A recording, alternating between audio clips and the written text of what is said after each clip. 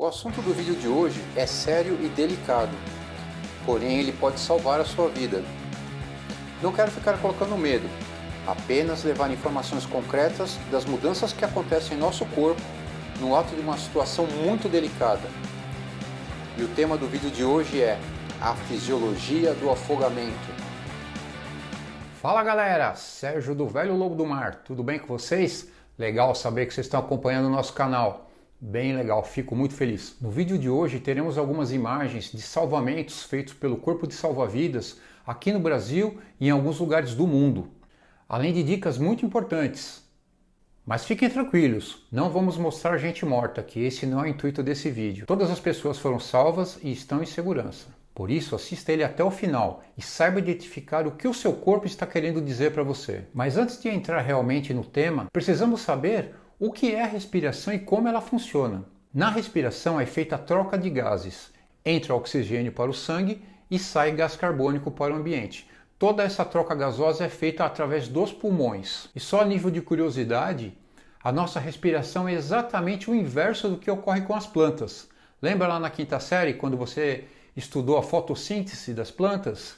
É exatamente o contrário. As plantas respiram o CO2, que é o que a gente coloca para fora, e em troca elas nos dão o oxigênio, que é o que a gente precisa para viver. No vídeo passado sobre sereias, eu falei numa das partes que existe até uma tese que o homem pré-histórico teve uma adaptação ao meio aquático. Quem nunca viu vídeo de crianças recém-nascidas já mergulhando e saindo nadando? Nós sabemos que as crianças se desenvolvem dentro da barriga da mãe, dentro de um líquido, chamado líquido amniótico. Desde o início, o ser humano já está acostumado a viver no meio aquático. Mas durante a formação da criança, os pulmões ainda não estão preparados para trabalhar. Aliás, os pulmões estão ali quietos, sem função nenhuma. Mas então como que a criança respira? A criança respira pela placenta nessa fase. Pela placenta ela consegue absorver o oxigênio diretamente da corrente sanguínea da mãe. Por isso que o nascimento é algo tão brutal para a criança. Vamos imaginar ao contrário. Imagina você adulto, respirando a sua vida inteira normalmente, e de repente alguém pega a sua cabeça e afunda dentro d'água até o ponto que você vai ter que retirar o oxigênio daquela água como se fosse um peixe. Será? Seria traumático, né? Justamente é o que a criança tem que fazer. Até os 6 meses de vida, as crianças não estranham o meio aquático. Elas possuem um instinto primitivo que bloqueia a respiração assim que cai na água. É um instinto que todos os mamíferos têm, chamado reflexo dos mamíferos. Esse instinto permanece durante toda a vida, porém meio que adormecido. Elas se sentem completamente à vontade dentro da água, restando apenas aprender como se deslocar, isto é, como nadar, para poder tirar a cabeça para fora da água e respirar. Algo muito parecido acontece com as baleias e golfinhos, também conhecidos mamíferos marinhos, que ao nascerem, suas mães os carregam até a superfície. Aí eu ressalto a importância da natação para todas as crianças. Bom, já falamos da respiração, agora vamos falar um pouco sobre a anatomia humana. O corpo humano possui aqui na região da garganta praticamente 2 tubos, dando uma resumida, tá? 2 tubos. Um tubo leva oxigênio, outro tubo leva líquidos e alimentos. Na parte da frente temos a traqueia, responsável pela passagem de oxigênio até os pulmões. Na parte de trás temos o esôfago, onde a comida, o líquido, todos os alimentos seguem em direção ao nosso sistema digestivo. Entre esses 2 tubos existe uma válvula chamada epiglote. Essa válvula faz a separação do que é ar e do que é alimento ou líquido. Então vamos falar agora sobre o afogamento. Quando acontece um bloqueio por algum corpo sólido no esôfago, dissemos que é um engasgamento. Agora, quando ocorre de algum líquido entrar pela traqueia e seguir em direção aos pulmões, dizemos que é um afogamento. O nosso sistema respiratório é altamente especializado em tratar somente com gases. E qualquer líquido que seja que passe pela traqueia e siga em direção aos pulmões pode ser algo muito grave e pode causar danos à saúde e muitas vezes ser até fatal. Qualquer inalação de líquido, por menor que seja, já é motivo para levar a vítima para um atendimento hospitalar o mais rápido possível. Para você ter uma ideia, qualquer porção de água que chegue aos pulmões, numa temperatura menor que a do seu corpo, que geralmente é de 36,5 graus, pode começar a apresentar sintomas como letargia de movimentos, perda da consciência, levando até a síncope, ou seja, a pessoa pode até entrar em desmaio, alterações cardíacas e nem preciso dizer o resto. O negócio é grave. Nos vídeos a seguir você vai ver realmente esses efeitos. Notem bem que as pessoas parecem se entregar, não querem mais nadar, não reagem, não chegam a levantar a cabeça da água. Se alguma pessoa chegar para resgate e estender a mão, ela simplesmente não vai pegar a sua mão. Parecem completamente fora de si. Mais para frente eu vou explicar esse fenômeno um pouquinho melhor. Nessa situação, o cérebro já não está recebendo mais a quantidade de oxigênio necessária para pleno funcionamento das funções mentais e vai desviando o sangue oxigenado para partes vitais do corpo, até o ponto que essa situação fica insustentável. O corpo vai se desligando pouco a pouco. Chamamos esse desligamento de blackout. Isso mesmo, quando tudo escurece. E os mergulhadores que fazem mergulho livre, apneia, chamam isso de samba. No vídeo a seguir eu vou mostrar para vocês alguns mergulhadores profissionais em competições, chegando ao seu limite. Você vai poder ver realmente os efeitos do tal blackout em pessoas altamente treinadas e que sabem lidar com a situação. Vai notar também que ao lado desses competidores sempre existe uma equipe de resgate. Estou mostrando isso para você ter noção de, mesmo com total segurança, o que acontece e a rapidez que isso acontece. Agora imagine só você, por exemplo, numa piscina sozinho ou numa praia sozinho. Durante o blackout, todo o oxigênio reservado do corpo foi utilizado e o cérebro simplesmente desliga, como se fosse um computador. Você vai notar que começa a ocorrer alguns espasmos musculares, a pessoa realmente não se controla, não tem controle das pernas, não tem controle dos braços, muito menos o controle da sua respiração. Nos casos de afogamentos reais, o que acontece é, com a falta total de oxigênio dos pulmões, o corpo vai afundar e uma vez no fundo vai ficar inconsciente. Mas isso não dura para sempre. Até esse momento, a pessoa ainda não se afogou, porque não entrou água nos seus pulmões. Mais alguns minutos depois, o corpo simplesmente religa, do nada. E agora você imagina a situação, você submerso e de repente você acorda. Quem já esteve dormindo e durante um sonho dá aquele susto e puxa aquela quantidade de ar? É exatamente isso que acontece, só que embaixo d'água. Então, até o momento, como eu disse, não houve o afogamento. A água não entrou pela traqueia. Mas a partir do momento que o corpo religa e você dá essa respirada, aí, meu amigo, já era. Nossos pulmões são como esponjas. Você já pegou uma esponja e jogou na água? O que acontece? Ela vai flutuar. Não vai? Porque a esponja está cheia de ar. Mas a partir do momento que ela vai absorvendo a água e expelindo esse ar que está no meio, ela vai afundando. É exatamente isso que acontece com o corpo humano.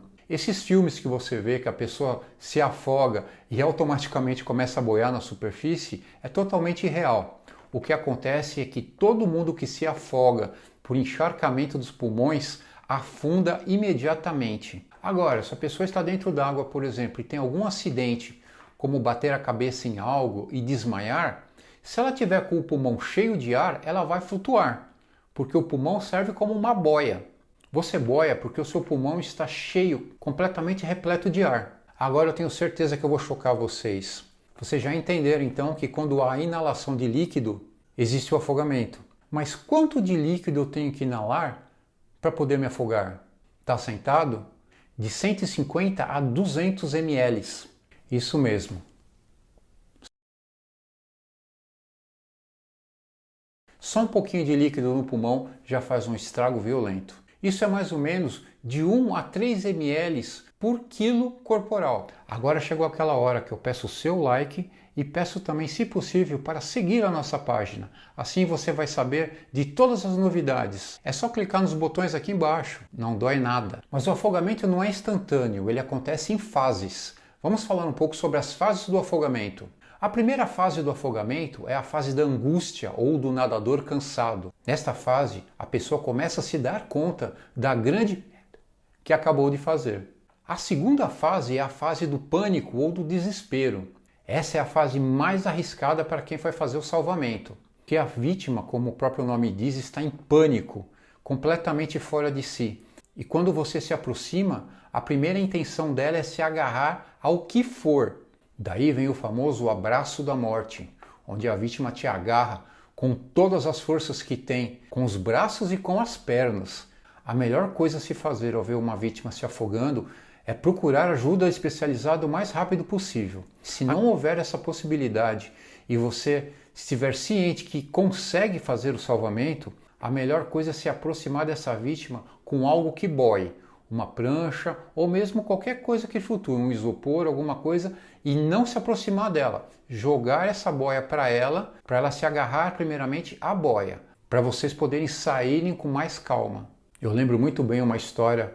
Uma vez eu consegui tirar uma menina de 15 anos de dentro d'água. Eu estava saindo do mar, tinha acabado uma sessão de surf e estava remando para fora, numa área completamente sem ondas, porque tinha um canal muito profundo ali.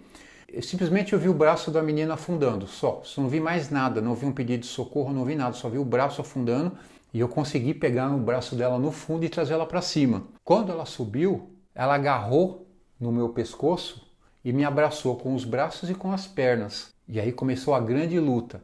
Eu e ela afundando várias vezes, subindo e descendo, subindo e descendo. Foi algo bem traumatizante. Uma menina de apenas 15 anos, que tinha a força de um adulto muito forte. Nunca subestime a força de uma pessoa que está lutando pela sua vida. A terceira fase é a fase da imersão, ou a fase submersa. Já dá para entender mais ou menos o que eu quero dizer, né? Nessa fase, a vítima afunda. Ela já não tem mais forças de colocar a cabeça para fora da água e respirar. Os seus braços não estão mais respondendo, as pernas não estão mais respondendo, os músculos estão começando a ficar paralisados e simplesmente ela vai para o fundo. É aí que ela começa a engolir a água e aquele reflexo, lembra das crianças que eu falei mais para frente, de fechamento da glote? Aquele reflexo do mamífero entra em ação automaticamente. Então ela vai afundar, mas com a glote fechada. E já que eu citei crianças, você sabia que o afogamento é a segunda maior causa de mortes de crianças de 1 a 4 anos de idade? Isso mesmo, crianças de 1 a 4 anos de idade se afogam em baldes de água, em vasos sanitários, em lâminas d'água. Profundidade não é impedimento para afogamento de crianças. E em crianças, essas fases do afogamento 1 e 2 praticamente não existem. A criança já vai direto para a fase 3. O afogamento da criança é algo silencioso. A maior parte dos afogamentos de crianças acontece bem do lado dos seus pais, que não percebem. Geralmente estão no celular, olhando para o outro lado, ou então conversando distraidamente. É um negócio assim inexplicável. Mas vamos voltar para as fases do afogamento. Mas voltamos à fase 3. É quando a pessoa afunda com o fechamento da glote e não há a inalação de líquido, chamamos isso de afogamento seco. Agora, quando a vítima inala muita água e essa entra pelos pulmões, chamamos isso de afogamento encharcado. Lembra dos 200 ml? Geralmente é muito mais que isso. Os brônquios e os alvéolos pulmonares são tecidos especializados somente para tratar com gases. Qualquer líquido que entre ali e chegue até os pulmões vai fazer com que a troca de gases seja cessada imediatamente. E lembra que eu disse no começo do vídeo? Troca de gases igual respiração. Uma característica da vítima nessa fase de afogamento é que ela espuma muito pela boca. Estima-se que o tempo para você salvar uma vida de um afogado seco seja em torno de 4 minutos. E para um afogado encharcado, esse tempo cai para apenas 2 minutos. Então a situação é muito mais complicada. Durante o processo de afogamento, o corpo humano sofre bruscas mudanças fisiológicas. Mudanças cerebrais, mudanças comportamentais, mudanças musculares, hormonais e mudanças sanguíneas, por exemplo, na mudança do pH. Não é raro de se ver laudo de autópsias de afogados com resultados da morte sendo por parada cardíaca. Isso é meio estranho, né? A pessoa se afoga, mas a causa da morte é parada cardíaca.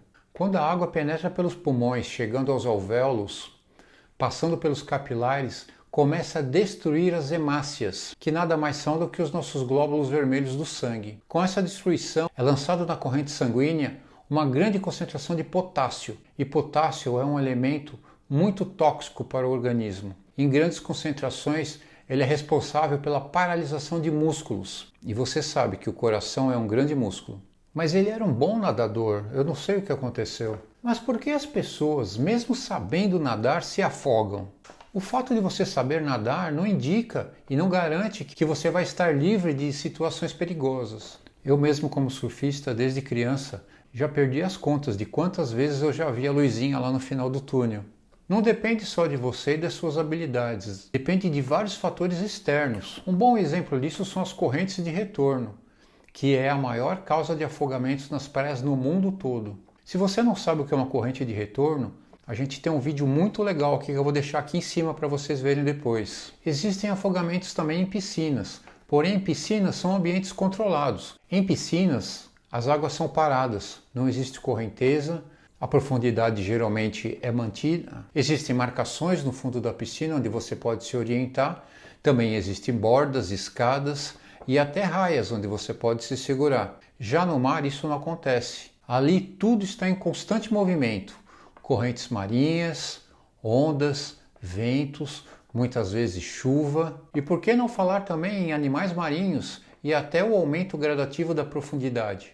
Na Austrália existe um termo chamado Strong Swimmer, nadador forte, que é dado a pessoas com exímia desenvoltura no meio aquático. Ali todos os ensinamentos e o respeito pelo mar é passado desde a infância nas escolas.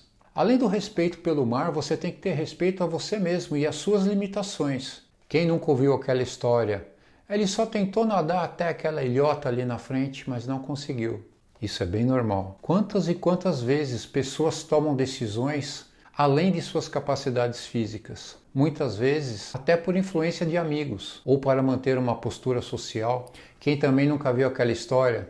Véspera de feriado prolongado, e o rapaz vai lá e compra uma prancha de surf usada e já vai para o litoral, sem ao menos nem ter uma parafina e nem saber para que serve uma, sem quilha, muitas vezes sem cordinha.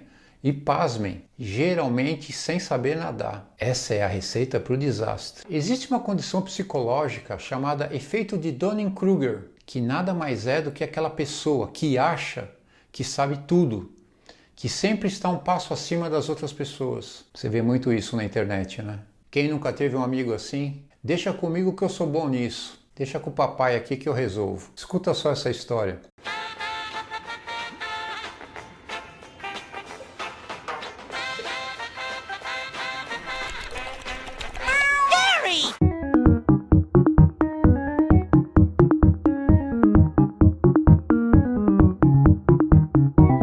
Uma vez eu fui numa barca de surf. Vários amigos, a gente foi junto com a Surf Van aqui de São Paulo. Aliás, abraço aí pro pessoal da Surf Van. Tô precisando fazer mais uma dessa aí. A gente foi pra praia de Juqueí, litoral norte de São Paulo. No meio dessa turma toda estava um rapaz do Pará. E o sonho dele era ser surfista, mas ele nunca tinha sequer tido contato com uma prancha de surf. E o que ele estava fazendo no meio dessa barca de surf? Veja bem, todo mundo estava se preparando para entrar no mar e o rapaz veio perguntar onde ele poderia conseguir uma prancha de surf. Olha só o nível. Aí a gente indicou para ele uma escolinha de surf que tinha alguns metros para frente para ele falar com o instrutor lá e ali ele ia ficar totalmente seguro e tendo as orientações. Pois bem, todo mundo entrou no mar. Não sei se quem conhece a praia ali de Juqueí sabe que na frente tem uma ilhota. Todo mundo estava dentro do mar, sentado, esperando onda e tal. A gente olha para o fundo em direção à ilha e lá longe a gente vê uma cabecinha. Mas o que aquele cara está fazendo ali naquele lugar, né? Aí a gente foi se dar conta quem era aquele cara. Pois bem,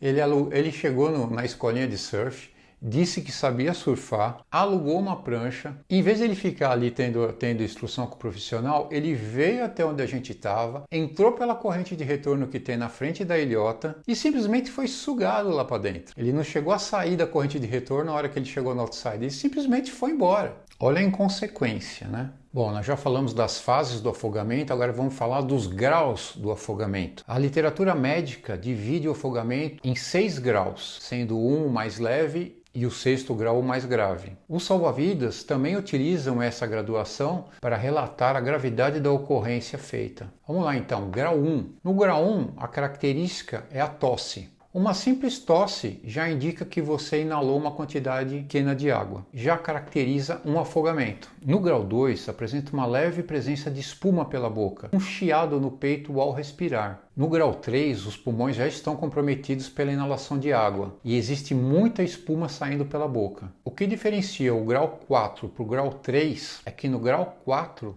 também vamos ter muita espuma saindo pela boca, já com a presença da estabilidade hemodinâmica, alteração do sangue, e a vítima podendo estar em choque e sem pulso. Já no grau 5, existe a parada respiratória. Lembra do líquido não deixando ter a troca de gases no pulmão? E no grau 6, por fim, existe a parada cardiorrespiratória, paralisação do músculo do coração. Antigamente, os processos de reanimação após um afogamento cessavam minutos depois. Massagem cardíaca, respiração boca a boca não era levada ao extremo. Atualmente, tais manobras de ressuscitação são feitas em vítimas com até 1 hora de submersão. É isso aí, agora que você já sabe um pouquinho mais como funciona o seu corpo e as dicas que ele te dá, fica mais fácil de você identificar realmente quando existe uma situação de perigo. Lembre-se dessas dicas. Nunca entre na piscina ou no mar se você tiver feito ingestão de bebidas alcoólicas. Não entre em piscinas ou no mar para fazer atividades físicas depois de ter feito refeições.